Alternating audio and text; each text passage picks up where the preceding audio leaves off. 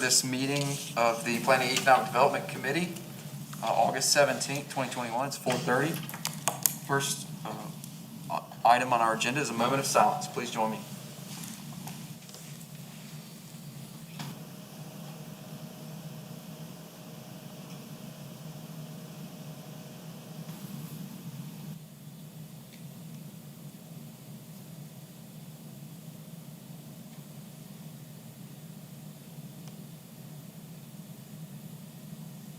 Amen. Thank you.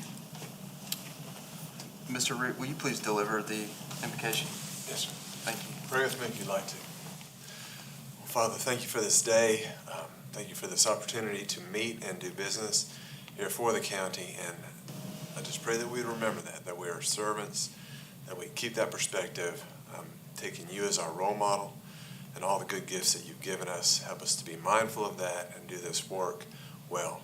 Thank you thus far for sparing us from any real damage from the storm that's moved through, and we pray that you'd be with those who have been negatively affected, comfort, and help them to get back to how they were and better. Pray in your name. Amen. Amen. Thank you. Next up, we have the Pledge of Allegiance. Mr. Davis, would you please lead us in that? Please stand. Pledge allegiance to the flag of the United States of America and to the republic for which it stands, one nation, under God, indivisible, with liberty and justice for all. All right. Next, we have approval of our minutes from the June 1st, 2021 Planning and Economic Development Committee meeting. So moved. Second motion and a second. Any changes to those minutes? All in favor, please say aye. Aye. All right, next we're on to discussion items. First on our list is continued discussion regarding development standards to be led by the Oconee County Planning Commission. Mr. Smith, who's the chair of the Planning Commission, is here to discuss. Thank you, sir. Thank you. This should look familiar to you. Development standards, lighting, screening and buffering, you saw it in November of last year. You passed it 3-0 and it was supposed to go to the county council, but for whatever reason, it never made it there. Just to review the highlights of it again, if a development moves in next to another development, then that activity that moves into it has to establish and maintain a screen or a buffer. There is an escape clause in the second paragraph. If the two activities can agree that they don't need that buffer, then they can go to the BZA for a variance. The Ag Advisory Committee that I have been working with is very, very supportive of this, as well as the Planning Commission. Does anybody have any specific questions regarding the development standards? Anybody? Yes. Yes, Mr. Chairman. Some of the concern that have heard out in the farming area, if you're out where I'm at, we're dark. And if you look out toward the cities, you start to see lights and everything like that. As development is moving more towards that rural areas, that's kind of where the talk of this is helping people understand what this is. We hear the, development standards is going to change, restrict what you can and can't do. The honest opinion that I have of this is, especially out where I'm at, I like to see less light. I like to see the nature as it's intended to be. So from a development standpoint, to me, that's kind of where this starts to touch on a little bit more, to lower the lighting areas that I have seen in some other counties. It's nice to have the roads lit, but I also think from a standpoint of the amount of lighting that you need, I think you kind of talked to it a little bit on there, as well as I've looked back into the original communication that y'all have had through the planning department. What's the discussion been per each district through the planning department on these standards, and just to kind of touch base with that, since it's been a while since they've came forward? Will you rephrase that for me, Julian, please? When y'all originally brought this up and you're talking about the amount of light emitted from a specific area, say a subdivision, right? So, the roadways, sidewalks, lighted, areas going in, the more subdivisions that I see out, mainly a lot of the lake corridor I see is they're using a lot more lighting in specific areas so people can walk at night. And that to me seems kind of what y'all are looking toward, to keep the lighting lower and downward. So from what I'm talking about, sitting out in Oakway in the Foreman area, you can look towards Seneca and you see a glow. And you look, so where I'm at, we want, no light. We want to keep, so that to me seems to be the standard that y'all are trying to do. Yes. Is to keep the light pollution, and I know, lower, so it's not emitted. That was brought up, Julian. It was discussed, and we felt what we had here was going to address that problem.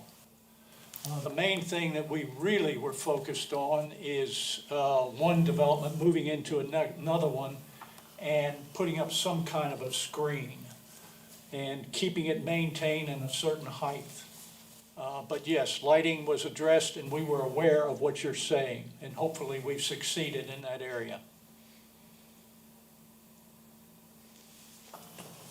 Any other questions or discussion? Thank you. Thank you. I believe we need a motion to refer this or to, sorry, David, may I get some advice on this one? Just a motion to send it to full council for Send it. consideration. Okay, I almost said refer, but that's not the right word. Do I hear a motion to send this ordinance to full council? So moved. I'll second. Any discussion, a motion? All in favor, please say aye. Aye. Thank you.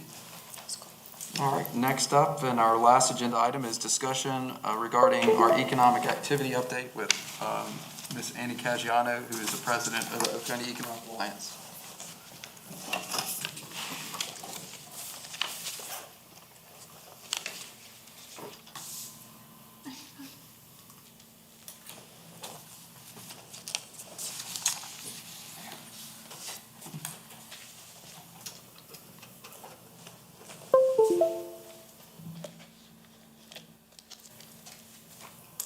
Good afternoon, y'all.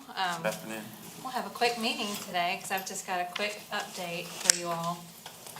And what we've started to do is update our board presentation and activity update that we give to the board, and we meet every other month for the Oconee Economic Alliance, and then add in the dates since we last met so that y'all stay just as up to date as our board does. So first off, welcome Tyler. I think y'all have all met Tyler by now, but our new staff member and project manager to help assist both with new projects but also existing industry. He's certainly hit the ground running. We've already had 3 existing industry visits and a couple more scheduled throughout the next couple weeks, so we're really excited about that. So welcome Tyler and his hair. So marketing, we continue to kind of beef up our marketing and communications. If you recall, last year it was all really COVID and tornado related. This year we're starting to see beef up in the COVID communications between us and existing industry. But hopefully you've all seen the Chat with the Chairman series. We released Mr. Elliott's a few weeks ago, and then hopefully Mr. Kane's will be released in the next couple weeks. So we're placing those on our YouTube channel, but also on our social media channels, which have gotten some good hits so far. Want to mention the Oconee Job Fair. We are a sponsor of that and supporting our existing industry. A lot of them will be participating. The county is participating as well, and we'll be donating our table to the county so they have another spot to be able to recruit everyone that's coming through. So we're excited about that. And then we continue to get a lot of interest from the private sector, both locally and then just in the upstate. People recognize a lot happens outside of the Greenville-Spartanburg area. We're seeing a lot of activity, so you can see these companies, these private investors are reaching out to us with an interest in Oconee and what we've got going on here. So I think that's a great sign for us. Website, so we continue to try and update and drive more people to our website. We've started to track our analytics to see where the traffic is coming from and see if it matches up with the project activity that we're seeing. Right now, the US is still our largest population that's looking at the website, but always of interest, our number 2 is China, or sometimes it is other Asian countries, but China, we see a lot of activity from them. India as well, so we do have a Chinese project, an Indian project.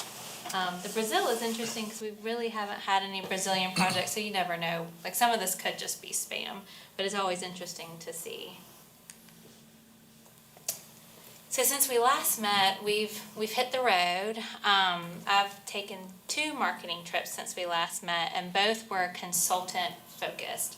So out there's a group of site consultants who really do carry about 30% of the projects that we work at any point in time. Went to a really small speed dating type conference called Consultant Connect in Dallas.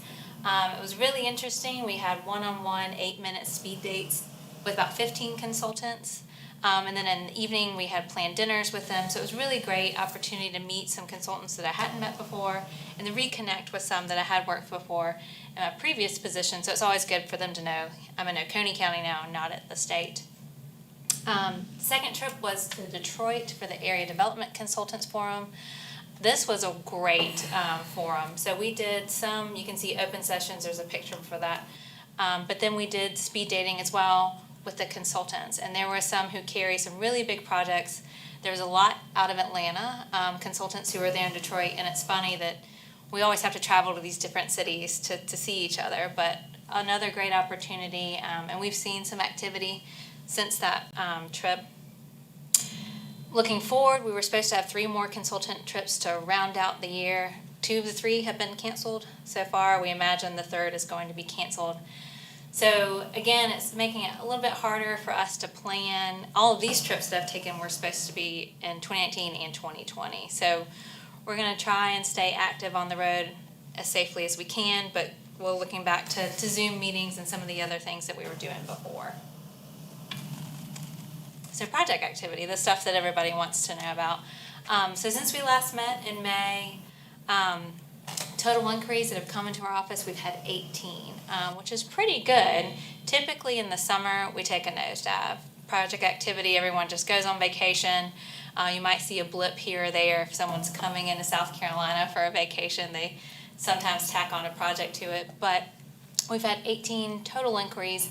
15 of those are actual projects. That means we either know who the company is, the consultant, and then we know some of the details, whether it's capital investment, jobs, wages. We continue to track our misses. Those are typically either related to a site that doesn't fit the requirement or a building. One of these was a building and one was the site requirement. So we track all that information so that in the future we can plan for the right size spec development that we've talked about before. And then so what properties are seeing the most activity right now? It's Golden Corner. So we really have seen our projects either be very large in size, over 150 acres, or really small. In fact, we have a visit tomorrow for someone looking for a 25,000 square foot facility. We don't have that, but we're certainly working with him to try and get him interested in the area. So that's kind of where you see that OITP, which is our sweet spot of those small to medium companies, has only been submitted once in this time period, which is really surprising because that is a ready-to-go site for us and typically very popular. And then you see here too, Jacobs Chuck. We've submitted that quite a bit and shown it quite a bit, mainly because the current owner of the facility decided to put it on the market for the first time ever. It's usually just been locally marketed. He put it on LoopNet, and within that week, we had several phone calls about projects. It's not the best fit for everybody because it's older, different, clear heights within the building, but at least it gets us that activity. It gets people interested in Oconee County, and we can show them our sites instead. And if you recall last time, we talked about how busy we are, and I just really wanted to check and see, is it just feel busy or are we actually busy compared to the last couple of years? So we're doing it quarter by quarter, looking back to 2019. So again, right now, we're at 39 inquiries through July 30th for 2021. That's definitely ahead of where we were in 2019. In 2020, COVID was actually still pretty good. It was better than 2019, which is really surprising. So I think as far as activity goes, we're gonna see even more projects come through the end of the year. We've seen a lot more visits lately. It's something we didn't touch on, so we've got that one tomorrow. We had a big one about 2 weeks ago. So people are starting to travel more, but we haven't seen that international piece yet, which does drive a lot of activity for what we do. And then just some important dates that are coming up. We are still planning on having our annual meeting. This is just going to be a big celebration. You know, typically we report on the year. We do it in January. Per our bylaws, we still have to hold it once a year. So working with the board, we thought this would be great. Almost a COVID's over party, which obviously is not the theme anymore. So that's September 2nd. If you didn't see your invitation, please let me know and I'll get Morgan to resend it. And then having our existing industry golf tournament November 18th at Cross Creek. And then our holiday hello, as long as everything's good moving forward. Then we should have it on December 10th at Lakeside Lodge. That's all I have for now, but happy to entertain any questions. Mr. Chairman? A couple things. Great job on everything going on. And I know councils that's present and council way before us has worked hard to develop a economy that really was strong during COVID. And, that speaks a lot to the workforce and the citizens around here. We just need more workforce. But I think that's very resilient to the way our industry is here. So that speaks volumes to what we've recruited and what we've continued to grow in population, I think more than what the census showed. But I think that we're headed in the right direction. So seeing the numbers that you're putting up is, to me, showing that we're doing the right things. A few questions I had, and we've talked about this a little bit before, but I just kind of want to keep it fresh. Preparations for Golden Corner, recommendations, whether it's grading or what do you think there? And then Seneca Rail, we've got a decent site ready to go, but it's still a gigantic hole. What's your thought process in what those two sites, what you think our focus should be moving forward, so it's not the hayfield, as people love to call it? Because I do think those, especially Golden Corner as a large landing site, is very valuable to us. And I know Seneca Rail is one of those. It's a different tool that we have. And that's a great question, very timely question. So I met with Thomas and Hutton last week, who is our on-call civil engineer. What I've asked them to do is assist me with a capital improvement plan for our parks, but also encompass some recommendation for our private parks as well. For Golden Corner, we wanted to really examine what the best padded site we could get out of it. We looked at the activity we've had over the last 2 years, and it seems that 40-acre site is the minimum that a lot of people ask for. So we wanted to look at the site and see where we could get the best bang for our buck to get a 40-acre pad. I think that is the next best step for us. Besides clearing, I think we need to clear it. But again, just wanted to see what these price tags are going to come in. So Thomas and Hutton is working on those numbers for us, which hopefully I can bring back to committee by the next meeting. Seneca Rail, you're exactly right. We've done a lot of the great work so far with the road and water and sewer project, which gets us ready to go. But I do think we need to grade out there and help balance some of our sites. So the site, when it lays out with the stream, the site on the left and the right, those actually do balance. And we looked at that with one of our projects from last year. So I think we do need to tackle some of the grading out there as well. So it's a great thing that we're in a good position with our infrastructure, but now we just need to start looking at these other things. And also ask them to go ahead and list out some targeted either grant funding, federal funding, EDA, locate SC funds, so that we can start matching what we've saved up in the millage account with what money is out there. I mean, there's so much money on the street right now. It just seems like there's continual investment, especially from the EDA, out of the ARPA. There's been some other things maybe we can talk about in the future too with our OEA offices. Now they're putting money out there from the feds for economic development offices. Now, the first time I've seen something like that in a really long time. So yes, this is a great question. We're working on that, and hopefully we can bring something back to present at the next committee meeting. Any other questions? Thank you, Ms. Caggiano. Really excited to see I have the pleasure of serving on the board and got this update a week or two ago. But it's really exciting to see the number of active projects we have looking at Oconee County. We're blessed to live in a great place, and it makes it a lot easier to recruit folks when there are a lot of people looking to move here, and there just seems to be a lot of attention on this area. So thank you for highlighting that, and also for maximizing our return on investment in economic development. Thank you. All right, well, that's all we have for today.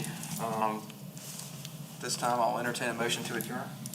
So moved. Sorry. All in favor?